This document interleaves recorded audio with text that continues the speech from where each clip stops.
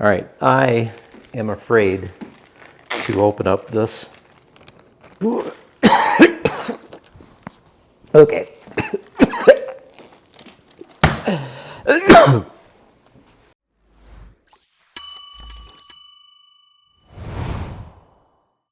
Hey everybody, it's Doc. Welcome to the channel. So you probably have noticed that we haven't been doing a lot of car and motorcycle videos lately because it's the end of gardening season, so we've been doing a lot of harvesting, canning, and preserving. And one of the things I want to show you today is kind of a new toy that I have, and we'll start by showing you an experiment that I did, which, I want to show you this. I'll actually get this out. This is a piece of broccoli that I put in a baggie 2 months ago. And as you can see, it's pretty gross looking. And then this is from the same broccoli plant, I guess, that I sealed in this jar, and I used a mason jar vacuum sealer, which essentially just sucks all the air out of the jar, so you have a relatively oxygen-free vacuum inside the jar.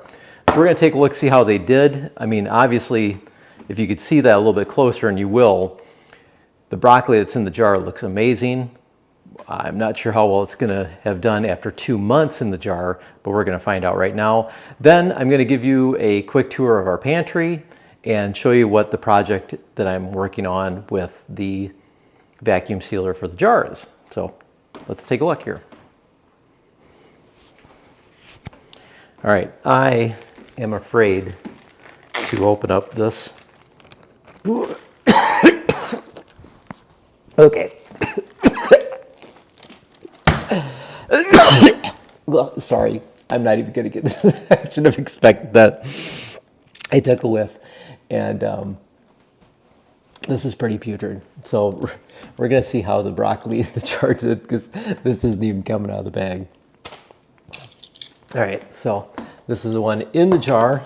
This is dated 7/23, so July 23rd I did this. My eyes are watering from the other one. It smelled so bad. And here we go. So the vacuum's been broken. Not too awful smelling. And you can see it's a little bit on the limp side, but that's still pretty decent looking broccoli. Like I said, it's got a strong broccoli smell, and I'm going to get it out of the kitchen because my wife's going to yell at me. But overall, it's in pretty darn good condition, considering broccoli generally looks like this condition after about 3 days in your fridge, right after you buy it. That's pretty much it for the experiment, and I'm amazed at really what good condition this broccoli's in. But what I'm going to do is I'm going to give you a tour of our pantry, because living in the country, a pantry is kind of an important thing. I'll show you some of the stuff that we've canned this year, and I will show you other things that we keep, just in case of emergency, or the fact that we just live not real close to a grocery store, or sometimes the grocery stores don't stock what we need. Let's go do that. All right, we're back in the pantry.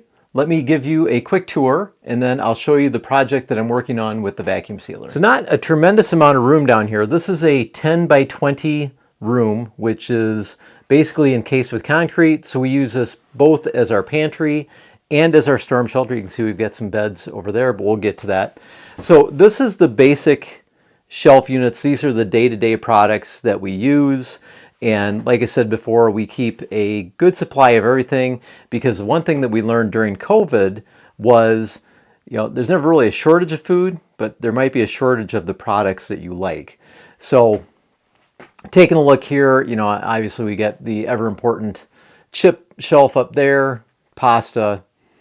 This is primarily condiments. And then we go down to like dried fruit, olive oil and vinegar, which is certainly important. At the bottom shelf, we keep a fair amount of sugar. Here's our canned goods. We've just put in all of these tomatoes, which will, that should get us through the year as far as making spaghetti sauce, stuff like that. This is my Asian department. And over here we have the selection of every Spam that they currently make. That is not a survivalist thing. That's something we're going to do a taste testing on later this month. And then we get into the baked goods. And then this is kind of a miscellaneous shelf with soup and spaghetti sauce and crackers up there. Over here, and this is a very, very cool unit. This is a unit called Shelf Reliance, and essentially what it does is you put the cans in the top and it rotates them through. You'll notice that almost all of the products that we have, you'll see that there's little dates on them, and that's the expiration date. So we tend to make sure that we can rotate our food and that the food is generally always fresh. Not that I fully believe in expiration dates or best by dates. It's more of a suggestion, but obviously use your common sense. Basically, food will remain edible in a can almost indefinitely as long as the can's not affected. But when there's a difference between edible and palatable, okay? And so, here we have the Shelf Reliance unit, which these cost like $600, and they make a lot of different sizes. You can get some on Amazon. Maybe I'll throw some links in there so you can get those. But as you can see, the cans go in on the top and then they rotate themselves to the bottom. So you always have the oldest canned goods coming out first. Over here, this is a residual of COVID, which we had personal protective equipment. And then up here, we have all of our baggies and bags and plastic goods that we generally keep a good supply of. We've got toilet paper, Kleenexes, and paper towels over here. And then I'll give you a brief view. This is my medical area, and this is where I keep just some good medical supplies. It is a bit of a survival thing, but we're always digging into it because, we fix ourselves at home. And like I said, this kind of, this is mostly a pantry, but it also does double as a pseudo survival area. And the biggest thing with survival is primarily knowing how to do stuff, but you can't know how to do everything. So we've got recipe books here, we've got how-to books here, and basically some good reading, especially if you're trapped in your basement because there's nuclear winter outside or something like that. I kid, but I don't. And also, I've never read the Harry Potter series. I will if there's some sort of major tragedy. And, coming over, this is still more of an extension of the foods. We have our cereal supply. We have spices. And spices are another one of those things. Spices do get old, so it's good to rotate them. We don't have these specifically dated, but these are all spices that we go through fairly quickly. Here is the candy shelf. You'll notice how small it is because we try not to eat a lot of candy. And then we get into the little bit of the utilitarian area here. We've got, some lighters. We've got hot hands. I use a lot of hot hands in the wintertime because I'm always cold. I have a solar unit here to charge radios or phones. Up here I've got a little butane-powered stove, which works actually very well. And then this part over here, up top, we have our canning gear for canning stuff. And then we have just a little bit of a kind of pseudo pharmacy here. And then here we have cooking goods as far as foil pans. We have some soap, and soap is really important if there's ever a tragedy outside, because that's the first stuff that disappears, and we found that out during COVID. And then I always have a bucket of lanterns and flashlights, which if the power goes out, and a lot of times it does, we're taken care of there. So we'll move back into the root cellar here, which is right here. Go ahead and spring the light. Okay, there we go. Okay, so with the root cellar, we have the longer term stuff that, essentially, we do eat it, but we don't go through it very fast, and it's all very, very, very long term. Some of these jars have been, 2016 for those lentils. You can tell I don't really love lentils, but they're good for a very, very long time. And then here's the project that I'm working on, which is vacuum sealing these mason jars with some rice, and then I've got a couple of bags of pinto beans. So this is the project at hand, which essentially I've got some rice, I've got some beans, pinto beans, which we tend to go through a lot of both of those.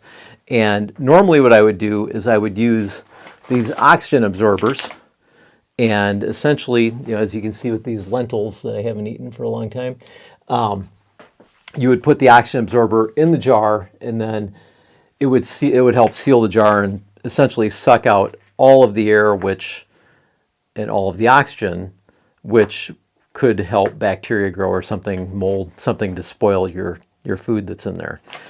Now, the problem with oxygen absorbers is, they come in these big packs. They're not really expensive, but they're not really not expensive.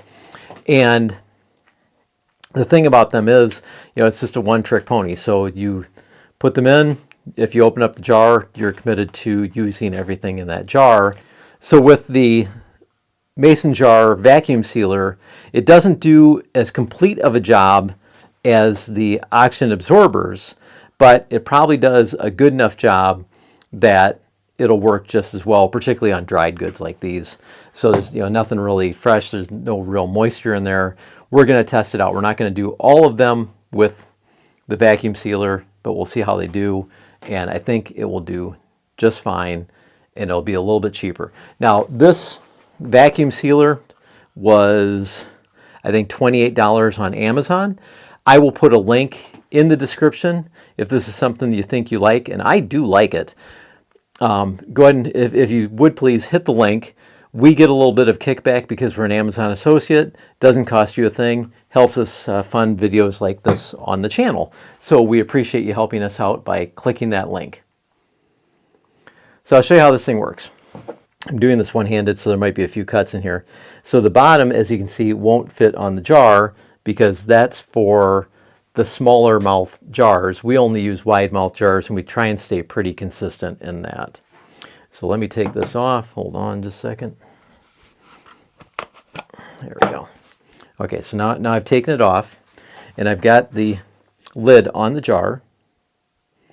So we push that on there, and then it starts sucking the air out of the jar.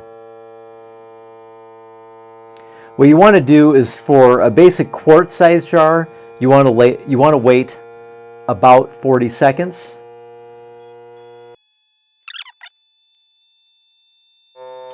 All right, we want a few extra seconds here, and then we pull the lid off, and we've got a nicely sealed jar.